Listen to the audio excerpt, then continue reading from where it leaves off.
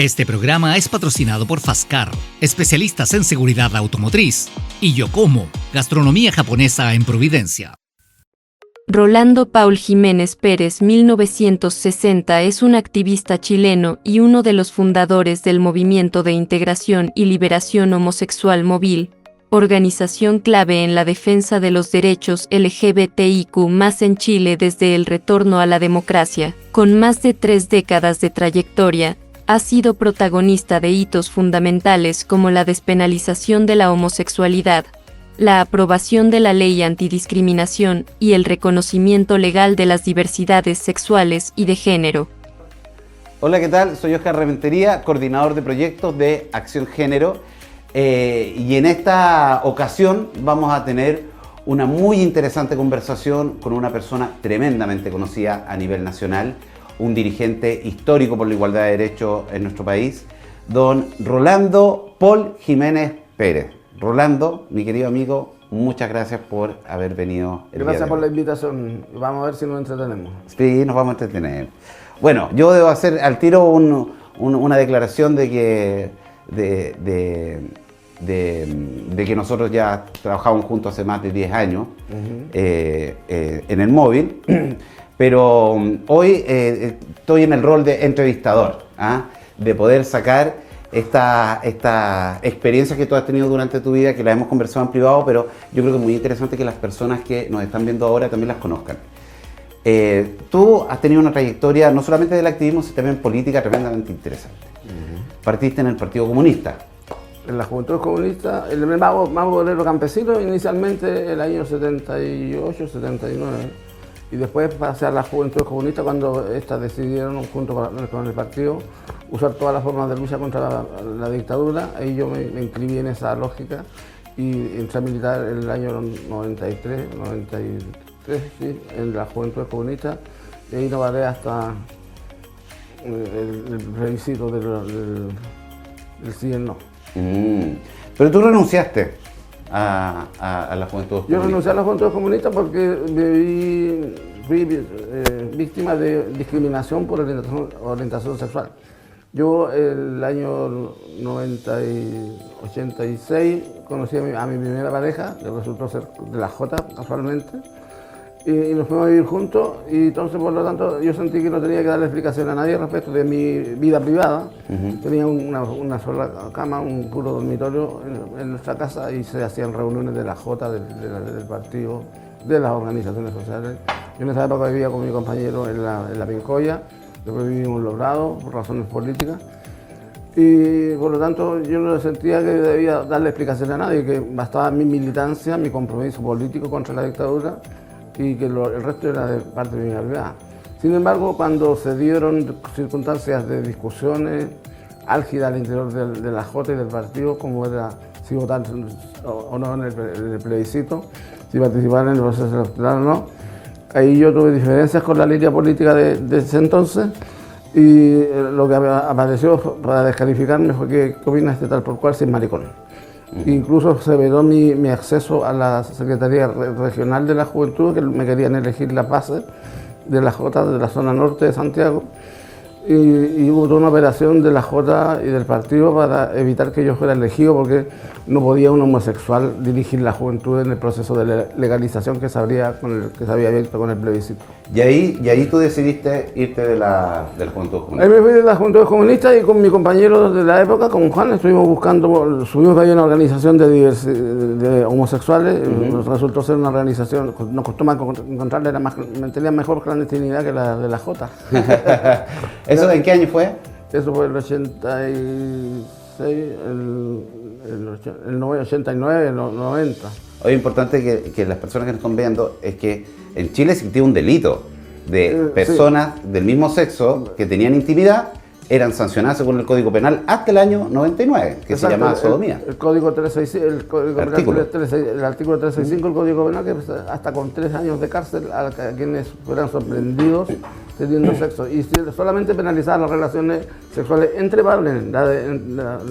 la relación sexual entre mujeres ni siquiera se le ocurría que podía existir y por lo tanto no la penalizaron. O sea, tan machista era quien lo escribió que ni siquiera pensó que podía ocurrir. Y eso era un cartel de delincuentes que le ponían a una orientación sexual, era una intromisión absurda del Estado en la cama de los ciudadanos. Pero pasaba. ¿Y cómo lo hiciste? Porque son épocas en las cuales, imagínate, yo nací en 79, ya para el 80 y tanto tenía 6 años, no es algo que sea parte como de mi memoria, obviamente es parte de la tuya. Pero, ¿qué pasaba? ¿Cómo? Porque tú dejaste la Juventud Comunista, pasó el tiempo, te integraste a estos movimientos, pero en estricto rigor eran como movimientos ilegales, porque la ley sancionaba la sodomía. ¿Bajo qué figura se disfrazaban bueno, nosotros estas agrupaciones? usamos la ley chilena, tiene, ella la ley, ella la trampa, dicen, es parte de la cultura nacional, y lo que sacamos fue la primera personería jurídica fue un centro de estudio de la sexualidad, el CES. Esa fue la primera personería jurídica que tuvimos, que era una sociedad de profesionales que obtenía la personalidad jurídica muy rápidamente, con una escritura. Y esa fue nuestra primera llamada. Pero desde siempre hicimos, el movimiento se llamó Movimiento de Liberación Homosexual originalmente, después le agregamos la palabra integración. Sin embargo, paralelamente a la existencia legal que nos servía para arrendar sedes, para hacer negociaciones, crear cuentas de banco, existía la figura nominativa del nombre real, que era Movimiento de Liberación Homosexual, el móvil. Ese fue el nombre que escogimos y siempre funcionamos con las dos identidades. Nosotros no sabíamos cómo nos iba a ir. De hecho, la primera vez que marchamos fue el aniversario del informe Reti, el primer aniversario, no sabíamos si íbamos a ser detenidos. No sabíamos si... ¿Eso en qué año fue? Eso fue en el 93, 94. Ya, y esa fue una marcha, me imagino una marcha de los derechos humanos. De los derechos humanos, y nosotros, como se había invitado a marchar con máscara para simbolizar la tortura, la desaparición. Hay una fotografía que da muchas vueltas, que aparece personas marchando con unas máscaras blancas que le tapaban la mitad de la cara. Somos nosotros. Esa es la primera vez que marchamos un grupo de homosexuales, y ocurrió algo muy interesante.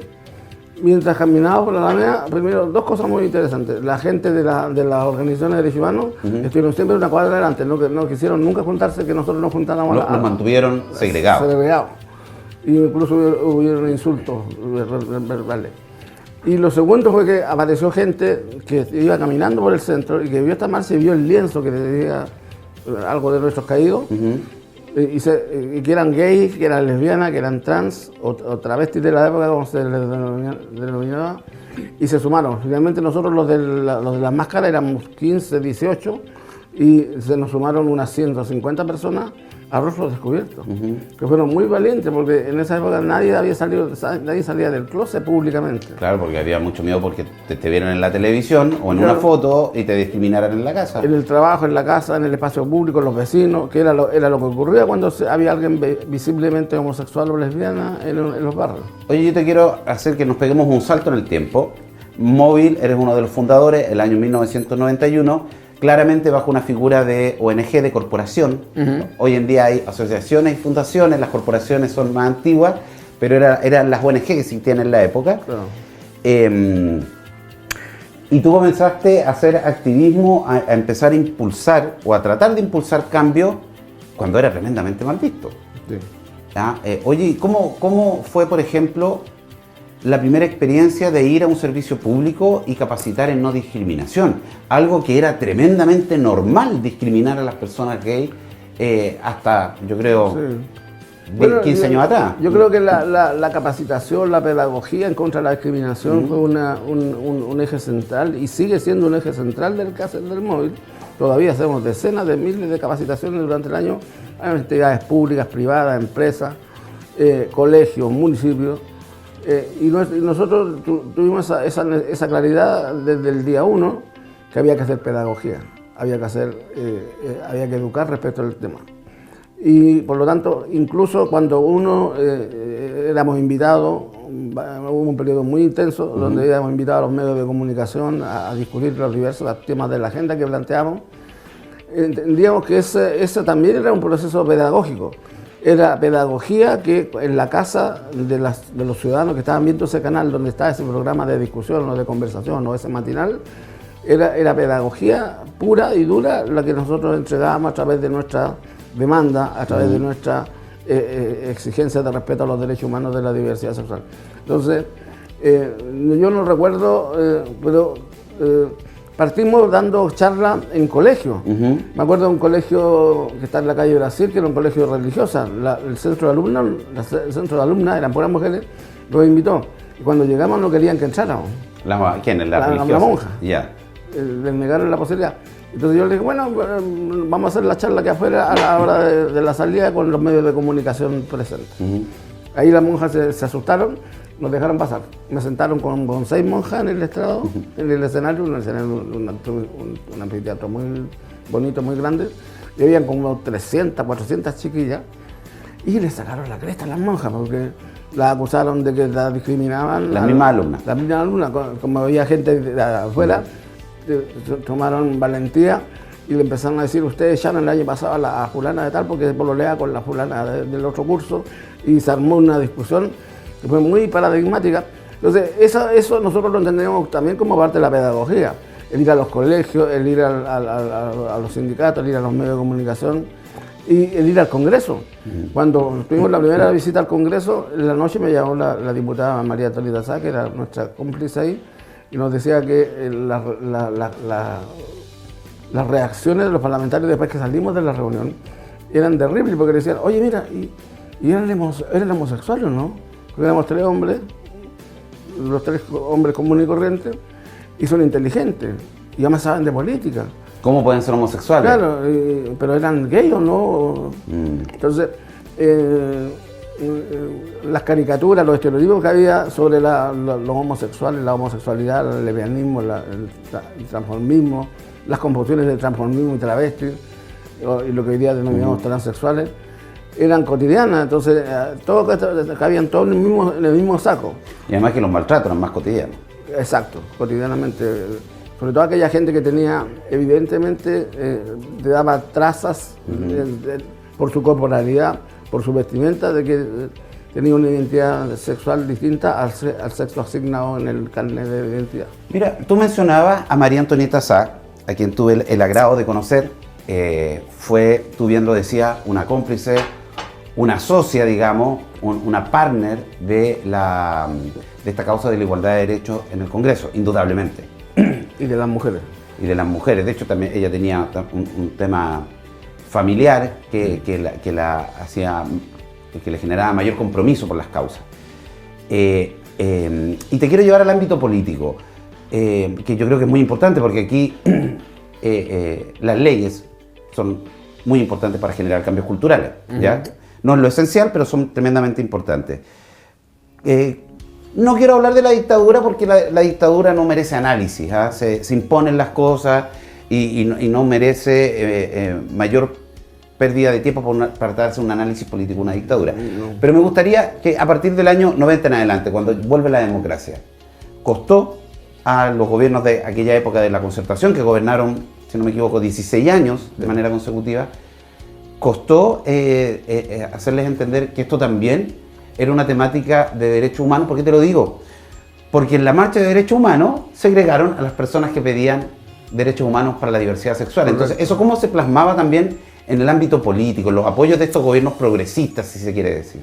Bueno, fue un proceso que tiene que ver también una vez más con pedagogía, con educación, con capacitar, con hacer entender estos fenómenos de la naturaleza humana.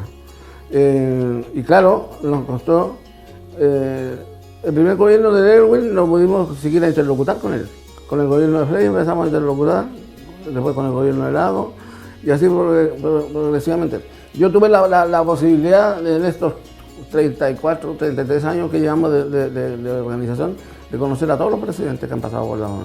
De hecho, yo estuve sacando un cálculo hoy día, a ti te tocó vivir un dictador y 5 presidentes. 5 presidentes.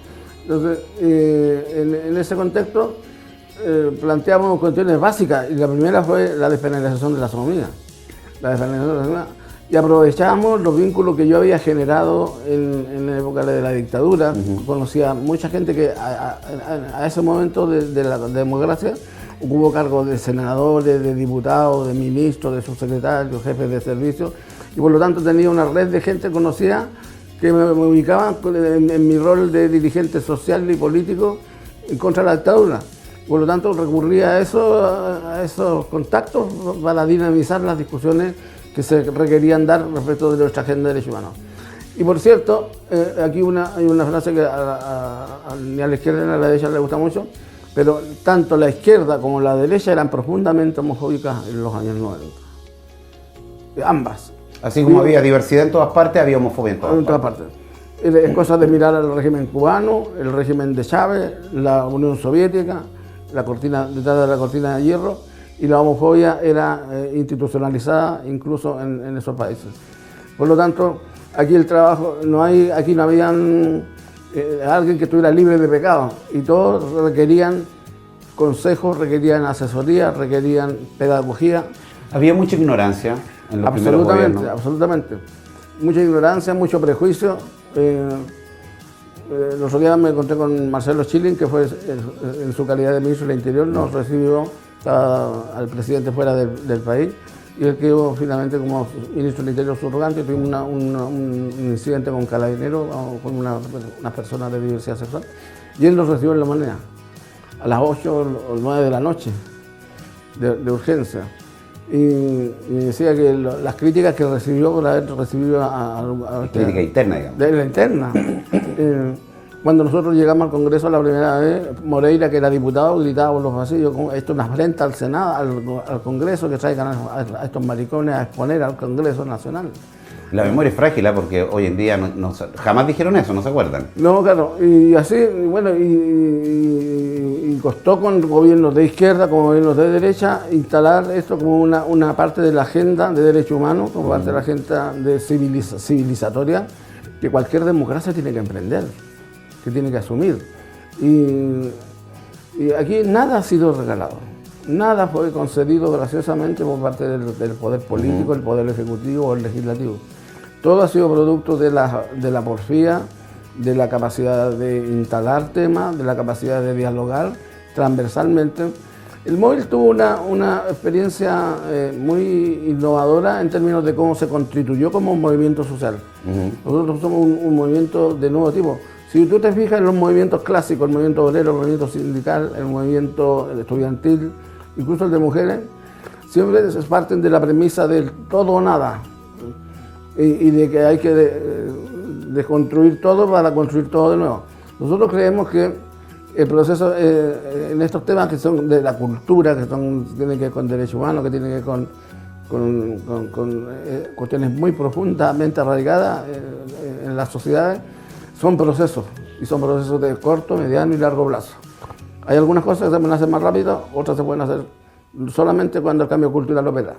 Y Chile ha sido ejemplo de eso. ¿Costó el cambio cultural al principio? ¿Cuánto? Desde el 90 en adelante, ¿cuándo crees tú que ya se empezó a notar un cambio por parte de no solo las autoridades de gobierno, sino también, por ejemplo, las autoridades municipales? Porque recordemos que las personas más vulnerables no se atienden en la clínica Las Condes, tampoco en la clínica alemana, se atienden en el consultorio, se atienden en el hospital, en el SAPU, los consultorios son de administración municipal. Sí. ¿Cuándo estas autoridades empezaron a decir, oye, chuta, ¿sabes qué? Tenemos que hacer un cambio? Hay dos niveles de cosas. Una cosa son el Estado, y a nivel municipal es parte del Estado. No funciona si no hay directrices, leyes, políticas y protocolos que seguir, que sean dictados por la autoridad competente. Por lo tanto, hubo que hacer un trabajo para que la autoridad competente en salud, en trabajo, en vivienda, en educación, generara sentido común y pudiera incorporar a estos grupos minoritarios como la población de diversidad sexual. Y eso fue un proceso que sigue todavía adelante.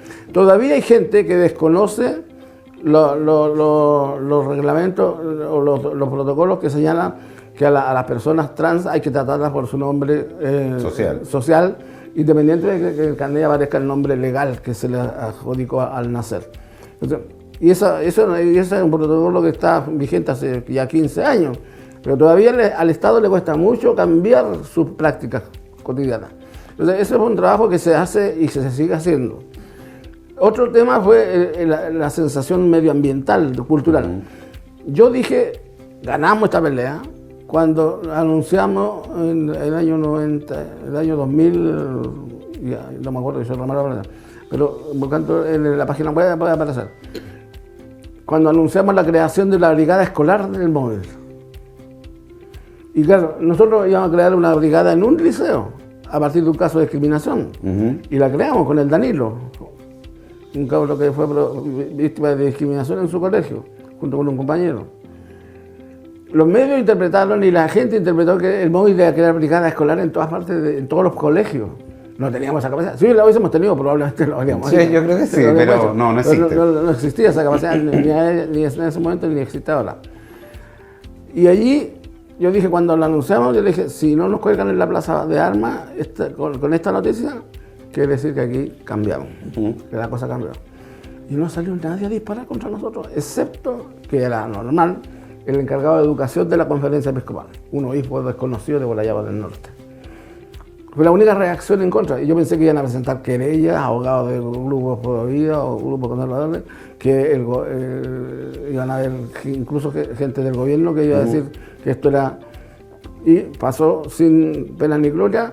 El día de la brigada escolar hizo un mes después hizo una fiesta para los chicos de su edad. Llegaron todos los canales de televisión a dar vueltas, querían entrar a grabar, a hacer entrevistas a los papás, porque fueron papás también y mamás. Y no los dejamos entrar porque eran menores de edad eso era inaceptable. Y eso fue el momento en que yo dije logramos el cambio cultural porque las sociedades pueden tolerar que dos hombres, dos mujeres convivan e incluso reconocerle un estatuto legal. Pueden reconocer que no hay derecho a violarle sus derechos por su orientación sexual o su identidad de género.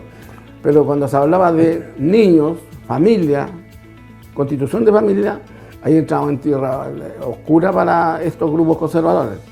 Por eso el triunfo de la unión civil y posteriormente el matrimonio igualitario son tan relevantes porque afectan el corazón de la justificación para negarle derecho a las familias homoparentales. Sí, sobre eso, bueno, primero que es algo que aquellos que trabajamos en temáticas de diversidad, de género, derechos humanos, sabemos que el área educacional es crítica, clave para hacer cambios y siempre donde también hay mayor resistencia. Acuérdate, mira, incluso tenemos matrimonio igualitario, unión civil, ley antidiscriminatoria, ley de identidad de género, pero no tenemos una política nacional de educación sexual. Exacto.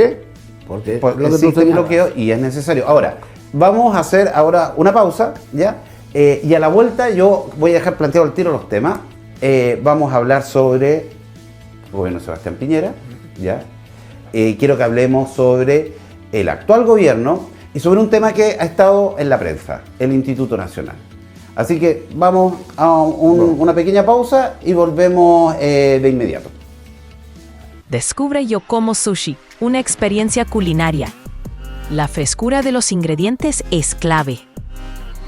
Prueba nuestro delicioso sashimi y nigiri. Roles de tempura y ceviche que fascinan.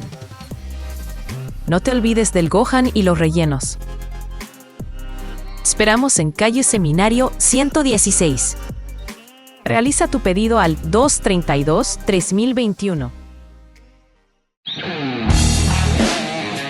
Fastcar es una empresa especialista en instalación de sistemas de seguridad automotriz, alarmas código variable, GPS rastreadores, sensores de retroceso, inmovilizadores de motor con llavero de presencia, cilindros de seguridad, reparación de chapas, copia de llaves con chip, carga y reparación de aire acondicionado y calefacción. Instaladores certificados de láminas de seguridad marca 3M. Contamos con instalación a domicilio para particulares y flota de empresas.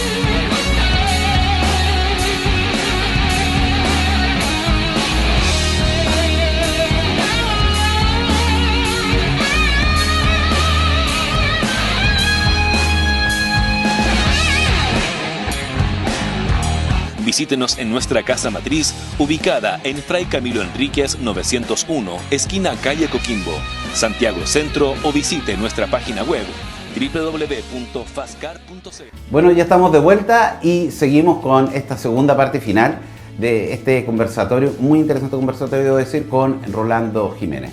yo decía antes de que fuéramos a esta pausa, de que me gustaría de que ya abordamos todo lo que fue, digamos, parte de la historia de la diversidad en dictadura, vuelta a la democracia.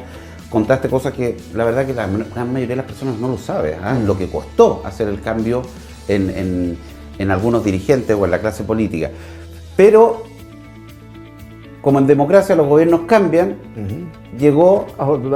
Afortunadamente los gobiernos cambian en democracia, hubo una alternancia en el poder y pasamos de la izquierda a un gobierno de centro-derecha encabezado por el ya fallecido expresidente Sebastián Piñera. Dos gobiernos de él, ¿sí? Pero siempre uno está bajo la incertidumbre del primer gobierno, porque claro. ¿Cómo va a actuar? Bueno, ¿cuál fue tu impresión? ¿Qué esperabas? ¿Qué no esperabas? ¿Cuáles crees que fueron?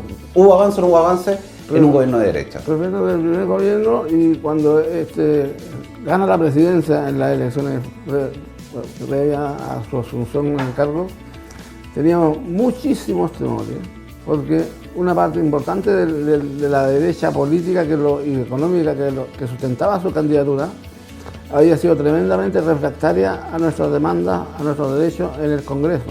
Los parlamentarios, los senadores se habían opuesto a todas las demandas que nosotros levantábamos hasta ese momento. Por lo tanto, entendíamos que podía venir una época muy negativa para nosotros. Como yo te decía, nosotros somos una organización de una naturaleza distinta a los clásicos movimientos. Siempre tuvimos presente que teníamos que dialogar con todos los sectores políticos, y así lo hicimos. Somos súper consistentes en eso.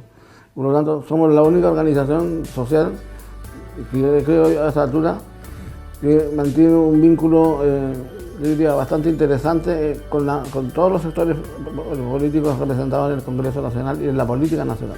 Y en el gobierno de Sebastián Piñera, al principio, cuando el móvil, me imagino, tú especialmente, no sabías lo que se venía, y se realiza el trabajo o gestión de trabajo habitual, se piden las reuniones a través de los conductos oficiales.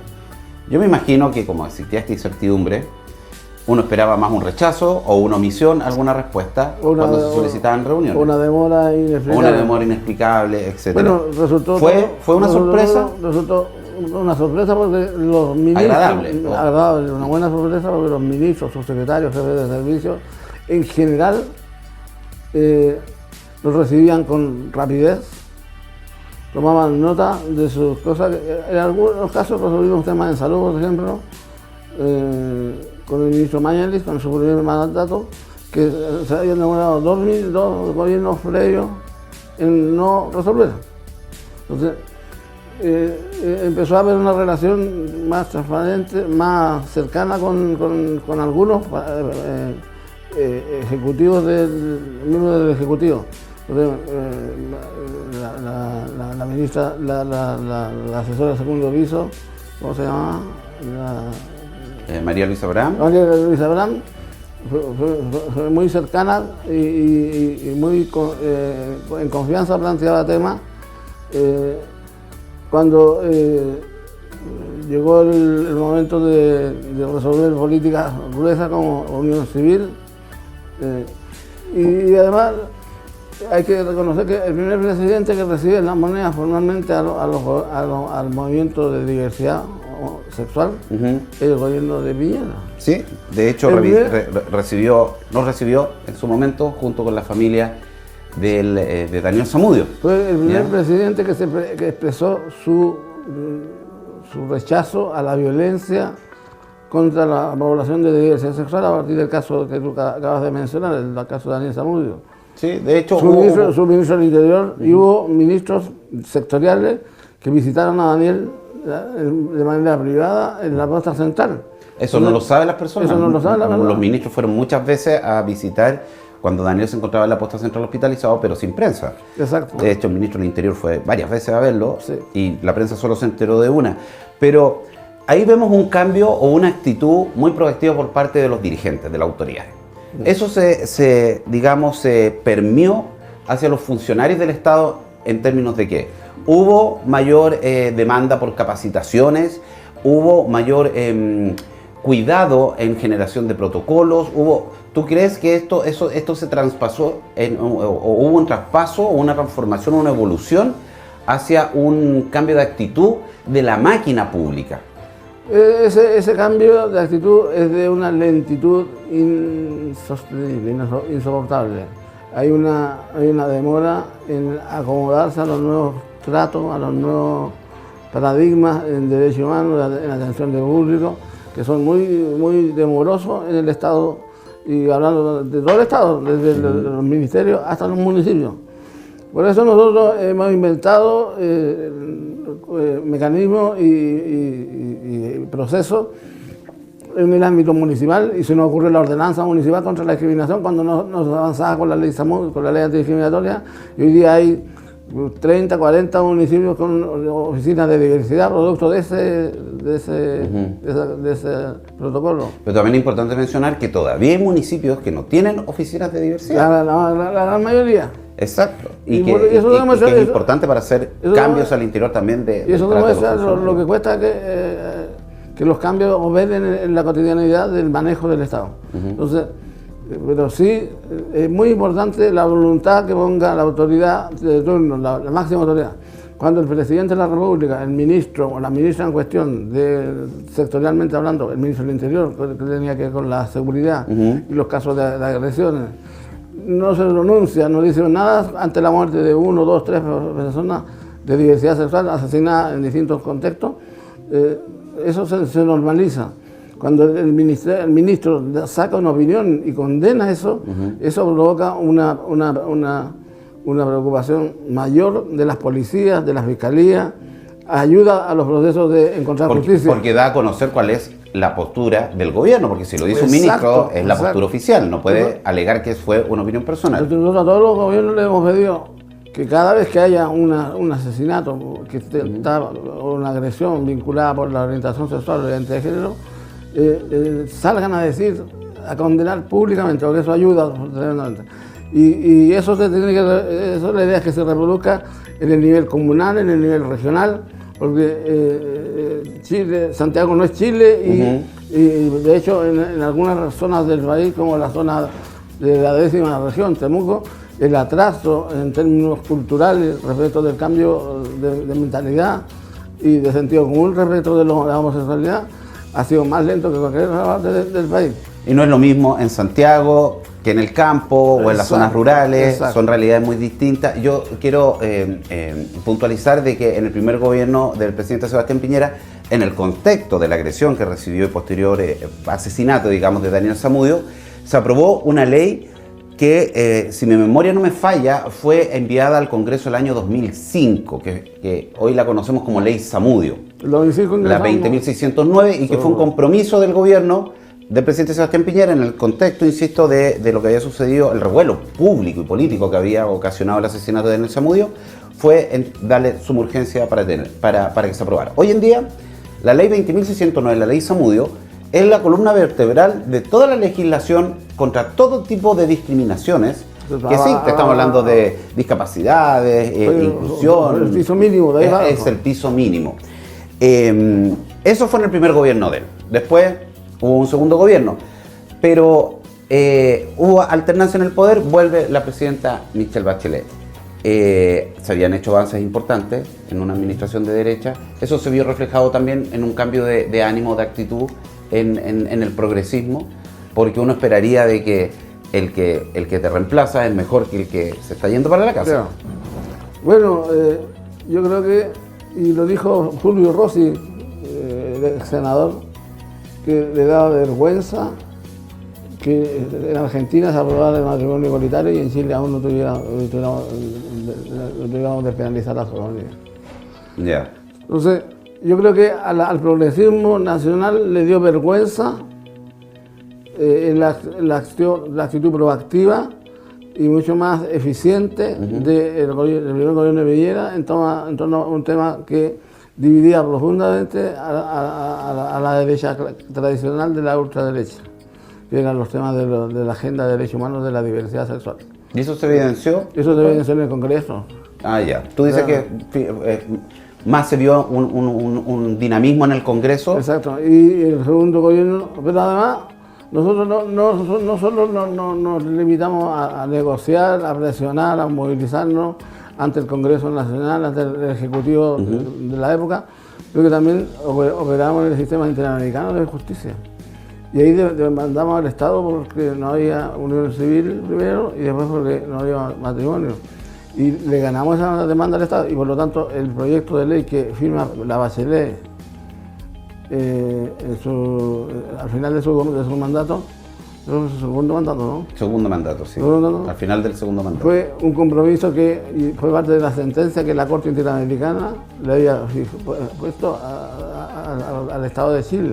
Estaba obligado a hacerlo. Y se hizo después una ceremonia donde se vio a las víctimas. Se hizo una ceremonia donde además se invitó a todos los poderes del Estado en el marco de esta acuerdo de solución amistosa. Nosotros trabajamos al interior de las instituciones locales, nacionales, sino que también operamos la justicia internacional. Y esa es otra diferencia del MOVIL.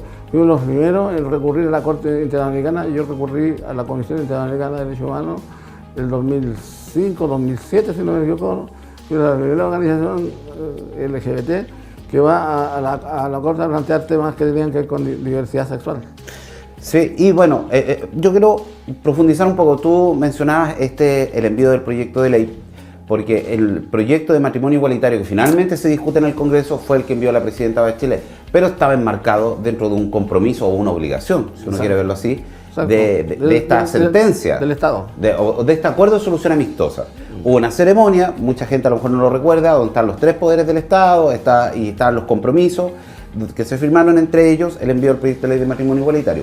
Sí hay que destacar que el acuerdo de unión civil fue promulgado en el segundo gobierno de la presidenta Bachelet. Claro. Enviado en el primer gobierno del presidente Sebastián Piñera, fue muy modificado en su discusión, se le incluyeron los proyectos antiguos sobre unión civil que se quieren en el Congreso, lo promulgó la presidenta Bachelet, ella envía este proyecto de ley de matrimonio igualitario en el último año de su gobierno.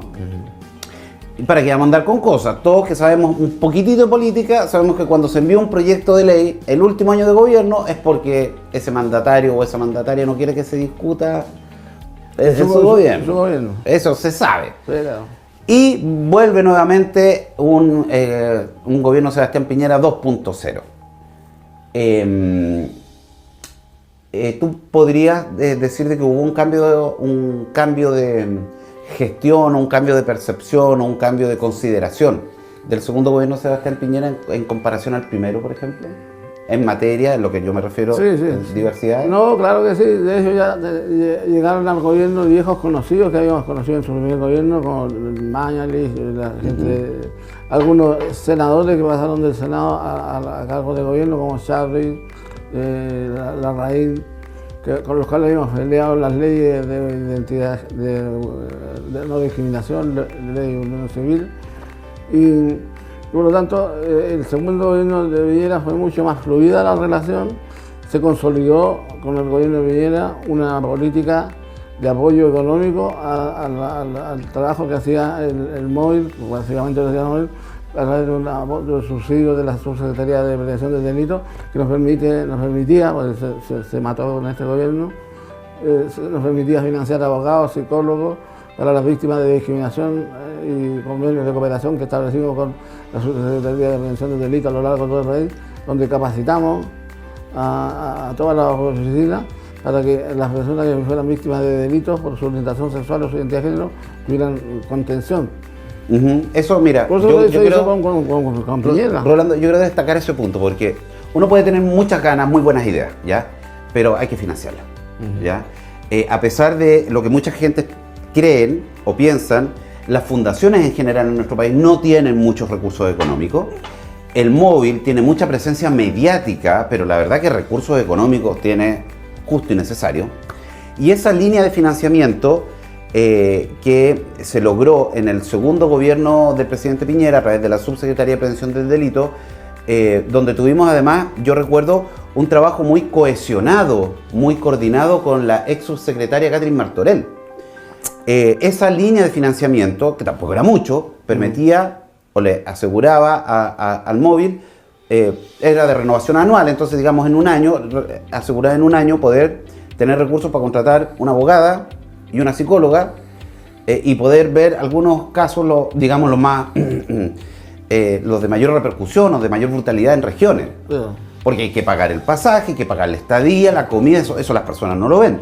Y en los casos de los juicios, la abogada tiene que seguirlos diariamente. Y son juicios que duran 2 o 3 años. Y son juicios que duran 2 o 3 años y sería una irresponsabilidad tremenda presentar el escrito al tribunal y, por ejemplo, después no hacerle seguimiento. Pero de aquí me voy a un juicio donde se da esta sentencia contra una asesina. Exacto, yo sé que tú estás viendo también el juicio sobre el asesinato de una persona trans. Entonces, esta brutalidad que genera en algunos casos muerte, que lo hemos visto,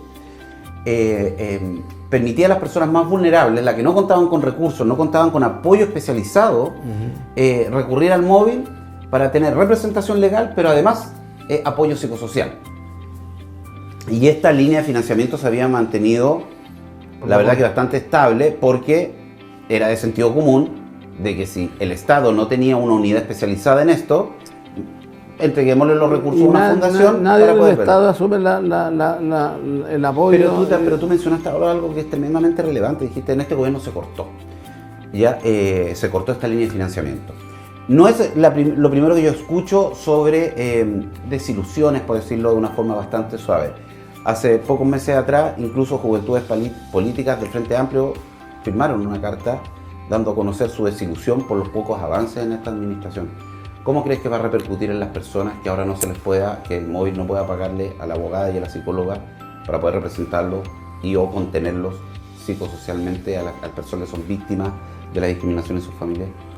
Bueno, lamentablemente la gente nos hace la síntesis de que esto era financiado con un aporte del Estado de Chile porque no tiene política al respecto. Si nosotros estamos subsidiando al Estado, si nosotros le cobráramos al Estado lo que hacemos cotidianamente, nos tendría que pagar una millonada, porque de verdad es un trabajo inagotable, incansable. Entonces, la gente le va a disparar al móvil cuando no tenga abogado, cuando no pueda hacerse cargo de la representación de alguien. Claro. ¿Por qué crees que cortaron los fondos?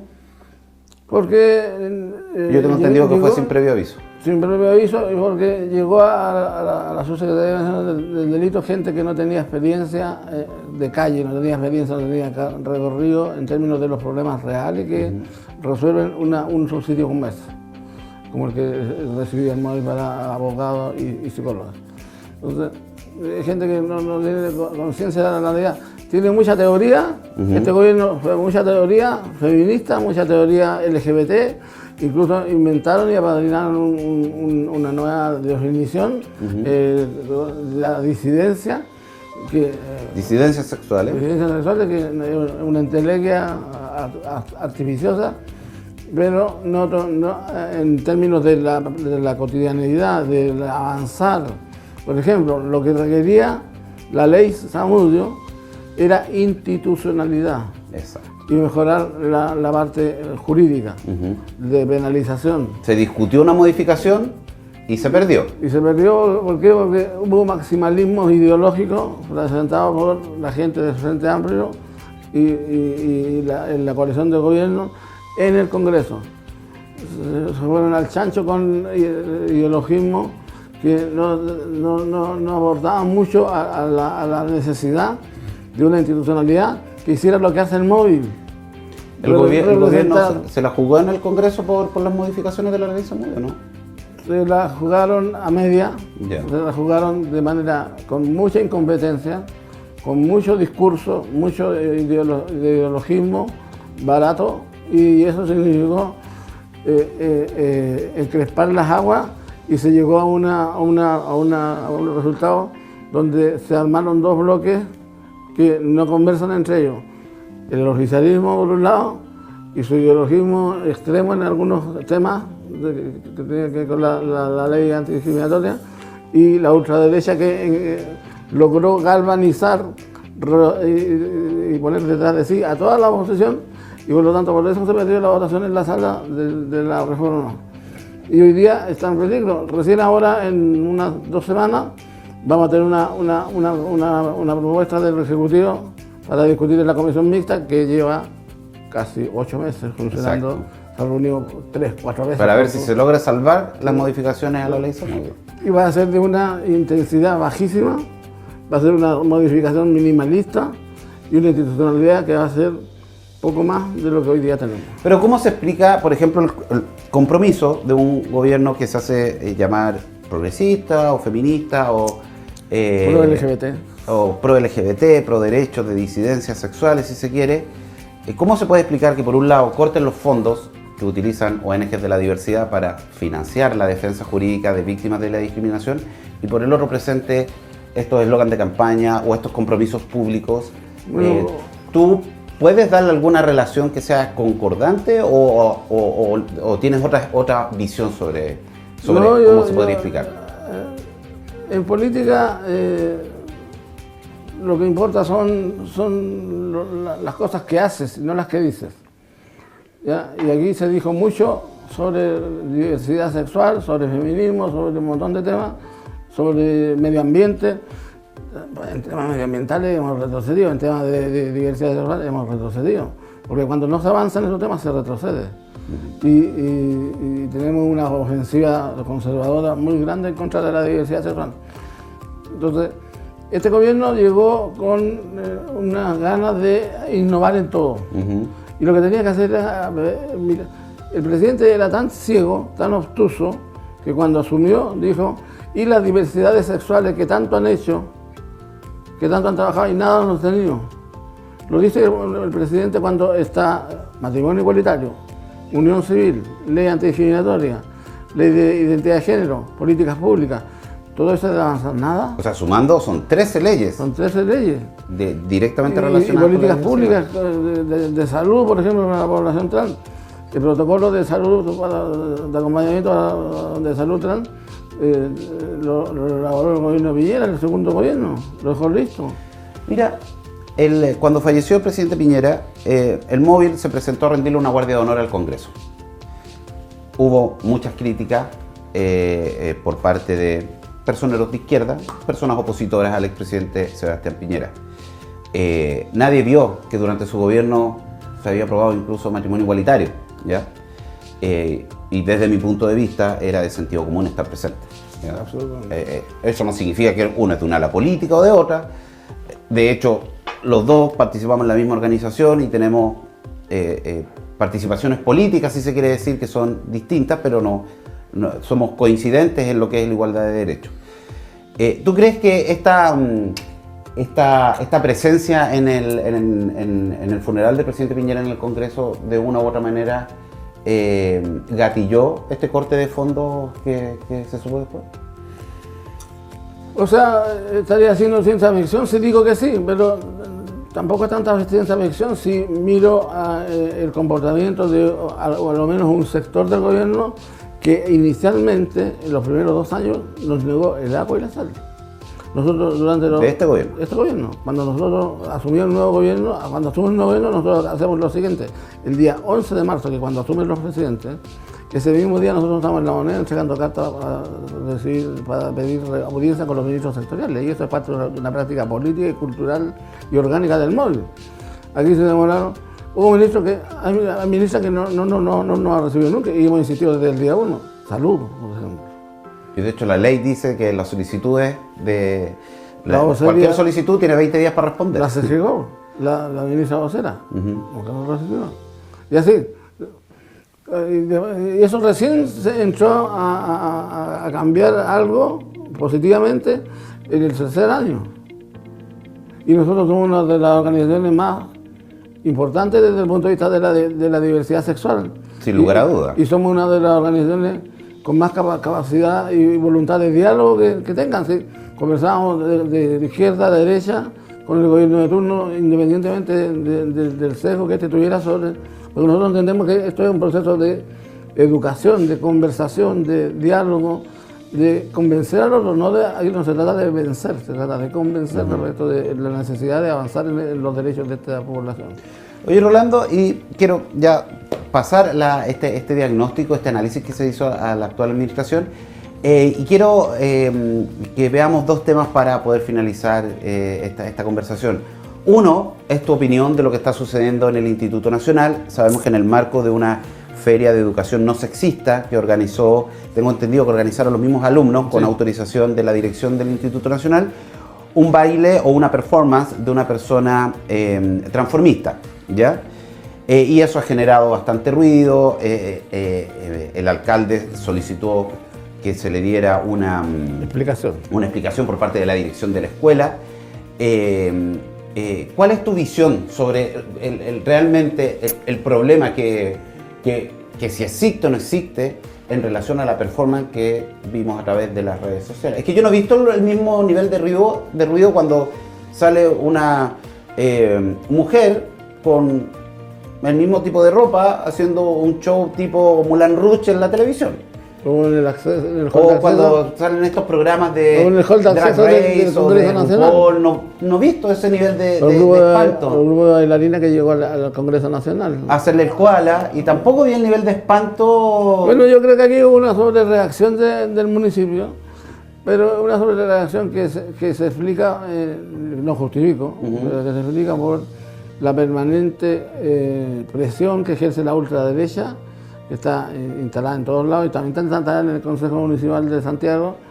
Yo tengo información certera de que hubo llamados de concejales de ultraderecha, de republicanos, al alcalde para presionarlo a que saliera a condenar esta situación.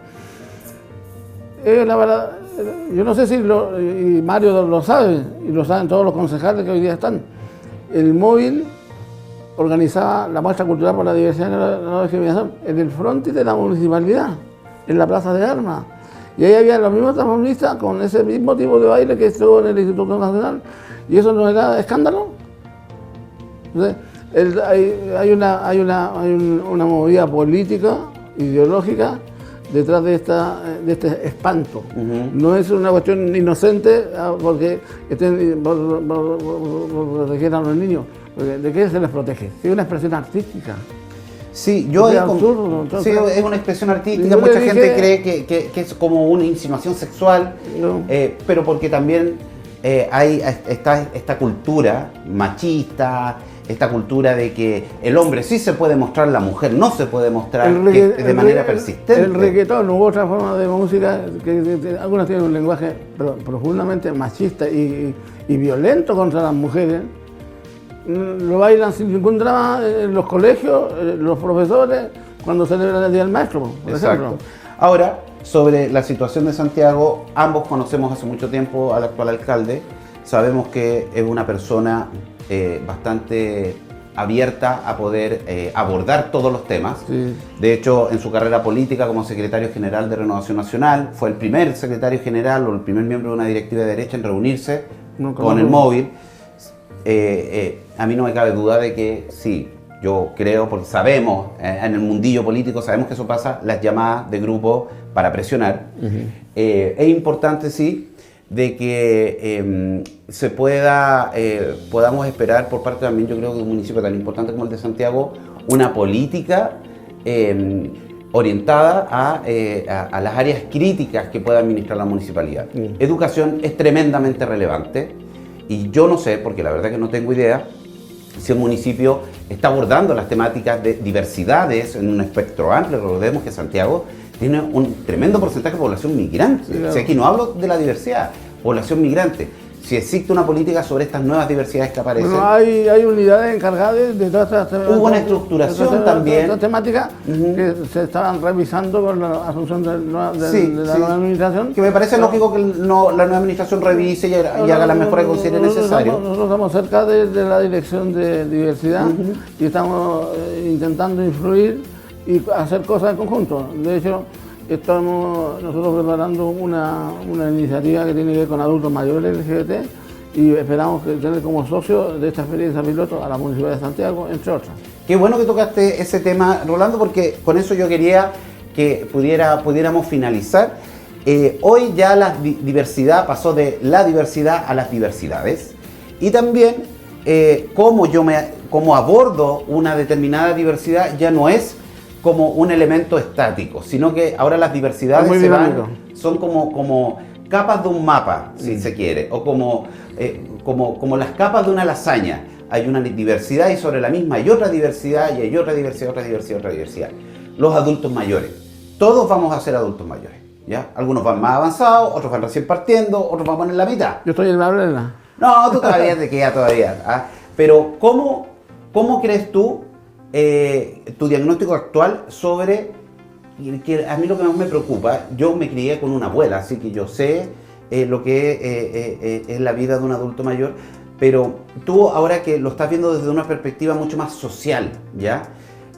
O si se quiere político-social, ¿cómo puedes darnos un diagnóstico de las carencias que tienen los adultos mayores, pero además, por ejemplo, los que son adultos mayores gay y que además son migrantes y que además son de pueblos originarios? ¿Tú ves la necesidad, por ejemplo, de capacitar a funcionarios públicos o privados en poder detectar esta diversidad dentro de las diversidades para poder generar un mejor trato en la atención a sus usuarios? Es absolutamente necesario porque eso dice relación directa con la calidad de vida de esos últimos años de los adultos mayores. Y por ejemplo, los adultos mayores de la diversidad sexual, la gente que tiene 60, 65 años, de una generación que no vivió esta salida del closet a temprana edad como la están viviendo hoy día los chicos que tienen 14, 15, 16 años. Por lo tanto, es gente que se murió su familia completa, en algunos casos, y nunca supieron que él era homosexual y que tenía una pareja con el que vivía hace 10 años o 5 o lo que fuera. Entonces hay un grupo grande que tiene esta edad, entre 60, 65, 70 años o más, que está en una situación de soledad afectiva muy importante. Y eso repercute, por cierto, en el plano de la salud, en el plano, tiene problemas de habitación. Además, hay una cuestión que es muy relevante que se debe abordar, que tiene que ver con qué pasa con la sexualidad y los afectos de pareja en los adultos mayores. En los hogares de larga estadía se les prohíbe a los abuelos pololear entre ellos. Se les niega la posibilidad de sexualidad entre los adultos mayores, heteros u homosexuales, da lo mismo. Eso hay que resignificarlo, hay que discutirlo y hay que llevar al Estado a un estadio distinto donde esos derechos, el derecho a ejercer tu afectividad y tu sexualidad, sea hasta que tú te estiras la pata. ¿Tú crees que tiene que haber un cambio de, no sé si de actitud, porque la gran mayoría de los municipios tienen oficinas de adulto mayor, pero sí un cambio de el entendimiento sobre lo que es el envejecimiento activo? Por cierto, ya hay que salir del paternalismo del abuelito. O de la abuela solo existente cuando me tiene que cuidar a los nietos porque los papás quieren salir a carretear, por ejemplo, que es muy legítimo. Pero la abuela y los abuelos no tienen por qué ser las nanas sin sueldo de las familias y de sus hijos. Entonces, el otro día leí una abuela le pidió que le pagaran a su hijo porque si pagáis una nana externa, ¿por qué no le pagáis a la abuela si es que lo requiere? Entonces, son cosas que hay que discutir profundamente y para eso se requiere política pública. Y hay que resignificarlo, hay que cambiar la forma de... Y eso se demuestra caminando. Por lo tanto, nosotros queremos hacer, a partir de una aplicación de teleatención, ¿ya? Generar ahí un espacio para población de diversidad sexual en Santiago Centro, pero también queremos hacerlo en una o dos comunas más, como experiencia piloto que nos permita recolectar, por ejemplo, ¿será positivo o no tener residencia de solo LGBT? Yo al principio me niego a que nos autosegreguemos. Si me preguntan de un día para otro. Pero tal vez, a lo mejor es parte de una fase inicial. Pero a lo mejor eso puede ser, porque pensemos que son personas que vienen de otro tiempo, que a lo mejor podrían entenderlo como un espacio seguro. Exacto. Entonces, claro, hay dos visiones distintas. Y eso hay que probarlo en la cotidianidad, con políticas que se desarrollen responsablemente, sin exponer a situaciones complejas a esos adultos mayores, que ya tienen suficiente. Yo que tengo 65 años, y problemas de salud, ya solo cargar con la vejez y problemas de salud ya es una carga enorme. Imagínate si más encima tenés que lidiar con la discriminación si eres adulto mayor y vives en un hogar donde no se entiende esa sensibilidad y esa particularidad de tu persona. Exacto. Oye, Rolando, yo te quiero agradecer el tiempo que te tomaste. Súper interesante, hablamos de un recorrido histórico, hablamos de muchos temas. Hoy ya no podemos entender la diversidad como una sola, sino que son muchas diversidades y hay que verlas como un todo, además, porque tienen diferentes características que hacen que todas las personas seamos únicas. Yo te quiero agradecer el tiempo que te tomaste a conversar de acá, ser súper francos y cero directos. Hay muchas cosas que yo estoy seguro que a las personas que nos están viendo ahora les quedaron mucho más claras, ¿ya? Porque uno de repente entiende la historia hasta la mitad nomás, pero yo creo que hoy día la contaste completa sobre lo que ha sido la evolución de los derechos de las diversidades en nuestro país. Y espero volver a tenerte pronto como invitado aquí en Acción Género para que podamos seguir hablando sobre la importancia que es capacitar, educar, hacer cambios culturales desde las diversidades, desde el género, con enfoque de derechos. Si no funciona el plan piloto con los adultos mayores, venimos a contarlo. Y aquí lo vamos a explicar con lujo de detalle, no hay ningún problema. Así que muchas gracias, Rolando, por Gracias por la invitación y nos vemos. Chao, chao, y gracias a todos ustedes por estar viéndonos. Esperamos muy pronto tener una nueva conversación tan interesante como la que tuvimos ahora. Así que atentos a nuestras redes sociales. Chao, chao.